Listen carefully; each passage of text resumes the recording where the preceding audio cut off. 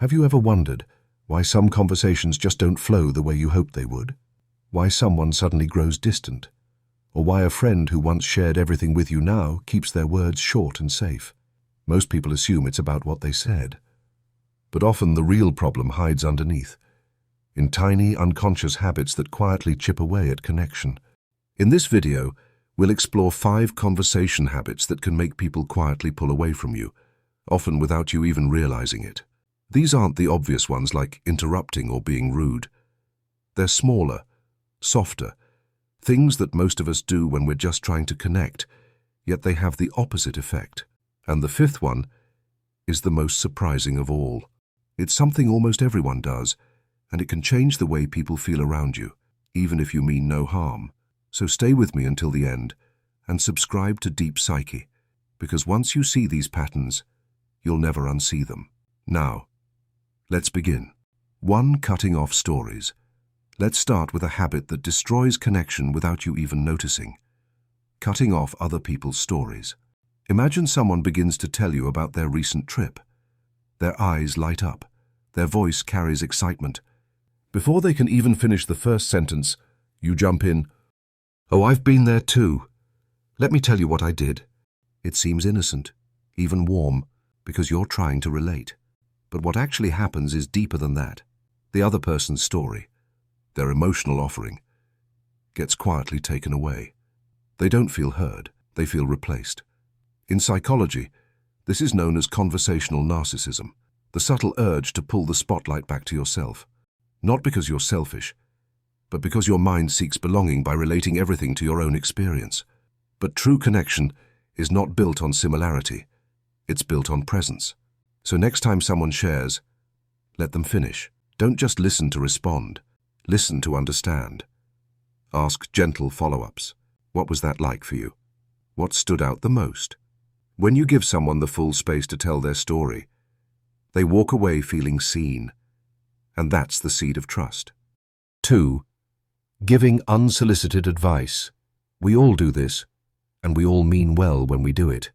Someone opens up about a struggle, and before they even finish, we jump in with solutions. You should meditate. You should quit that job. You should try sleeping earlier. It feels like helping, but in reality, it can sound like judgment. Because when people share their pain, they don't always want direction. They want connection. They don't need you to fix the maze they're in. They just need someone willing to walk beside them for a moment. Here's a simple shift that can transform your relationships. Before giving advice, ask, "Would you like me to just listen? Or do you want me to share what I think?" That single question gives the other person control, and control equals safety. Psychological studies show that we bond more deeply with people who validate our emotions than with those who try to solve them. So next time someone comes to you, resist the urge to fix. Just listen. Let silence be your compassion. 3. Exposing contradictions. This one hides behind the disguise of honesty. It feels small, but it stings deeply. Imagine a friend says, "I'm really trying to eat healthy," and later they grab a slice of pizza. You smile and say, "Wait, I thought you were cutting back." You might not mean harm, but in that moment you've placed them under the microscope. They feel seen, but not in the way they wanted.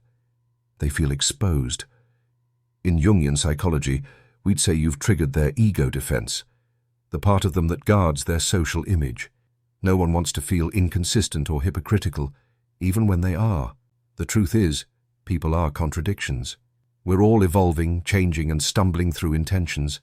And sometimes kindness is simply allowing someone the grace to be inconsistent.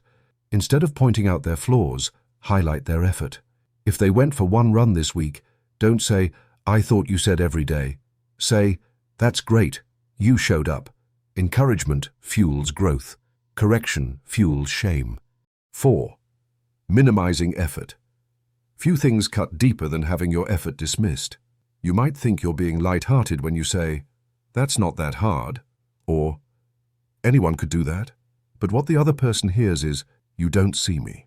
Every human being carries an invisible struggle behind their achievements. Fear, self-doubt, exhaustion. When you downplay their effort, you erase that unseen battle. And here's the danger. People eventually stop sharing their wins with those who don't celebrate them. They'll still talk to you, just not about the things that matter. Validation isn't about exaggeration. It's about presence. It's saying, "That must have taken courage," or "I can tell you put a lot into that." Recognition is the love language of trust. When people feel seen for their effort, they begin to bloom in your presence. Before we move to the final one, the habit that destroys connection more than all the others, if this message resonates with you, share it with someone who values depth in their relationships. And if you'd like to support Deep Psyche, remember to subscribe. It helps us bring more of this work into the world. Now, let's continue. 5. Correcting small mistakes. This is the quietest connection killer of all, the need to be right. Someone says, "I remember when we met last Tuesday," and you jump in. "Actually, it was Wednesday." You're technically correct, but emotionally disconnected. Because in that small correction, what you've said, without saying it, is, "The detail matters more than your story." Of course, accuracy has its place, but in human connection, emotional truth always outweighs factual precision. Let the small inaccuracies go, not because you don't care, but because you care more about the bond than the detail. People don't remember who had the better memory. They remember who made them feel safe enough to speak, and that's the art of connection, to value warmth over being right. So let's take a breath and reflect. Cutting off stories, giving unsolicited advice, exposing contradictions, minimizing effort, correcting small mistakes. These habits don't come from bad intentions. They come from a natural desire to connect, but they end up doing the opposite. The fix isn't about perfection. It's about awareness, because once you become aware, every conversation becomes an opportunity to heal. If you want to create deeper bonds, remember these 3 things: respect, curiosity, validation. Make people feel heard, make them feel understood, and above all, make them feel valued. That's how you become the kind of person others feel safe to open up to. Now, I want to hear from you.